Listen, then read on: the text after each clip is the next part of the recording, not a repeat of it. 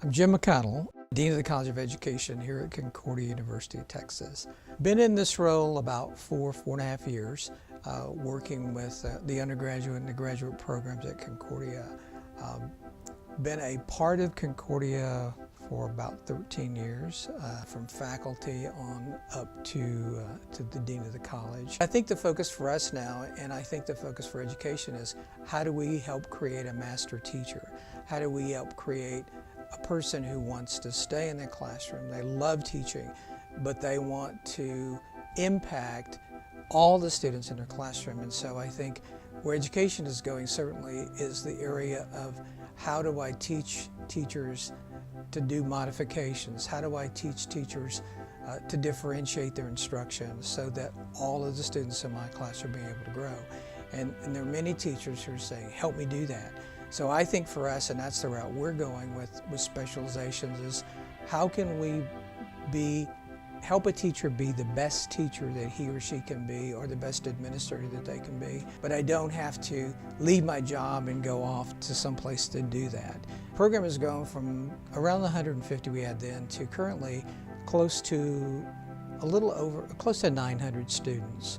Now we've gone into a cohort system, and so we actually go to a school district and working with KTA, set up cohorts there once a week for 4 hours for 8 weeks, and then we start that system over again. We have really various locations across the state where we replicate that cohort system within the school districts. It's given us the opportunity, I think, to grow programs. It's also impacted us by I think, giving us a brand as an education entity, an institution, in areas where we may not have been known before. The growth certainly has been through KTA. We wouldn't have been able to have the recruiters go to these remote areas and do as much recruiting if it weren't for the KTA benefits. They make us successful in the area of education.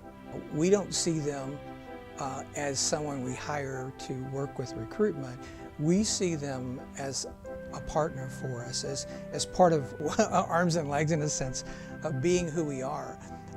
They're able to do things that we can't do because they can go out, they have a bank of folks who can contact the school districts and talk to the principals and the superintendents and set up the orientations, notify the teachers, do those sessions, help us with getting the enrollment done, getting the applications in and all the processing so that we can start on time, we can get these classes going. They also help us often by helping recruit, notify educators, people who want to teach for us. I think one of the benefits of a cohort system and working in that area is all of our teachers are practitioners. So it's not as if we hire someone to teach a class in literacy. The people we teach the classes in literacy are literacy experts who are in the public schools in the area where the students are going. That just gives validity to who we are and what we do.